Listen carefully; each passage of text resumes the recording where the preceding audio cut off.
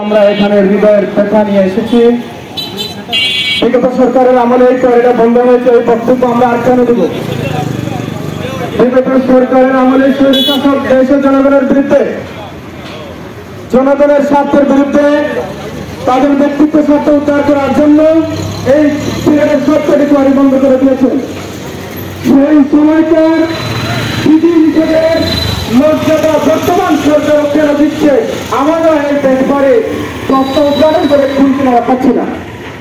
বর্তমানে আবার এই শ্রমিকের ব্যবসায়ীদের উত্তোলনকৃত পাথর এগুলো জব্দ করে রাখা হয়েছে, পরিবেশ জব্দ করেছে, এটার উদ্দেশ্য করা বাকি। এই পরিবেশ বিভাগ থেকে পরিবেশের পাথরটা রাখবো, পরিবেশ বিভাগ কেন পাচ্ছি না? আমাদের এই অফিসে পরিবেশ বিভাগ টেন্ডার দিয়েছে, আবার নতুন করে আবার দপ্তর করে পরিবেশ বিভাগ টেন্ডার দিয়েছে। এই পাথরগুলো জব্দ করা হচ্ছে, এটা আইনের সংশোধন কি আছে এটা আমার দরকার নেই। আমাদের এই পাথরের সাথে অসংখ্য শ্রমিকের পাওনা মজুরি এখনো রয়েছে। ব্যবসায়ীরা পাথর বিক্রি করে শ্রমিকের মজুরি আদায় করে নাই।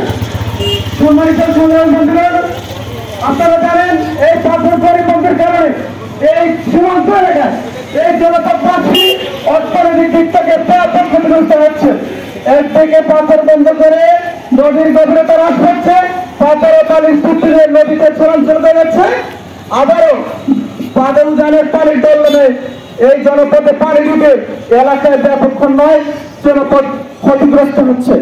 সরকারের কর্তৃত্ব বাহিনী, কর্তৃত্ব ব্যক্তিত্ব এখনো পর্যন্ত বন্যা ব্যাপারে কোনো সুরক্ষা দেয় নাই। এই পাথর কোয়ারি খোলার জন্য বারবার আন্দোলন হয়েছে, সিলেটের প্রত্যেক জায়গায় আন্দোলন হয়েছে, ধারাবাহিক কর্মসূচি চলমান আছে। দেখা যাচ্ছে যে বিশেষ করে জাফলং ফাঁড়িতে তারা আন্দোলন করে এক পর্যায়ে ঘোষণা দিয়েছে শ্রমিকের রাজপথে নামছে। শ্রমিকরা রাজপথে নামবে কেন? এই সরকার জনগণের দায় নিয়ে এসেছে, জনগণ সরকার এবং জনগণের দায়বদ্ধতা আছে। সরকার জনগণের প্রতি শ্রদ্ধাশীল আমরা জানি, তারপরেও কেন শ্রমিকের বুকা পেট দিয়ে শ্রমিককে অবৈধভাবে কেন পাথর উত্তোলন করে উৎসাহিত করছে? আমরা বুঝি না দেশের সুনাগরিককে কেন আইনের বিপরীতে যেতে দেওয়া হচ্ছে? সরকারের কর্তৃত্ব জায়গা থেকে এই ব্যাপারে কোনো সংবেদনশীল আচরণ করতে পারছে না। অনতিবিলম্বে এই কোয়ারিগুলো তুলে দিয়ে সিলেটের সম্পদকে 2 লক্ষ মানুষ সরাসরি কোয়ারিতে কর্মসংস্থান আছে। তার পাশাপাশি এই কোয়ারির অর্থনৈতিক সমৃদ্ধি সব কটা ডিপার্টমেন্টে জড়িত আছে। আমাদের এই কোয়ারি বন্ধ থাকার কারণে সিলেটের আপাম অর্থনৈতিক অবস্থার নিচের দিকে ধারাবাহিক নামছে। আমাদের জীবনমান দারিদ্রতার শেষ সীমানে এসে গেছে।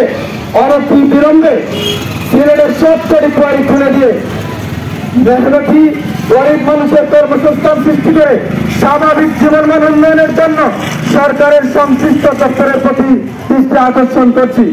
আমরা আজকের এই বিশাল মানববন্ধনে দীর্ঘ সময় যারা দাঁড়িয়ে আছেন সবার প্রতি মোবারকবাদ জানিয়ে আজকের কর্মসংস্থান, আজকের এই শ্রমিক মানববন্ধন সফল করার জন্য সাংবাদিক বন্ধুগণ সবার প্রতি কৃতজ্ঞতা জানিয়ে আগামী দিনে সকল কর্মসূচি অংশগ্রহণ করার জন্য উদাত্ত আহ্বান জানিয়ে আজকের মানববন্ধন কর্মসূচি এখানে সমাপ্তি ঘোষণা করছি। আল্লাহ হাফেজ। বাংলাদেশ জিন্দাবাদ। শ্রমিক লোড আনলোড শ্রমিক ইউনিয়ন জিন্দাবাদ। শ্রমিকের দাবি আদায় হোক। জিন্দাবাদ জিন্দাবাদ। আসসালামু আলাইকুম। আমার কোনো ডিগ্রি নাই, পাথর কাজ করে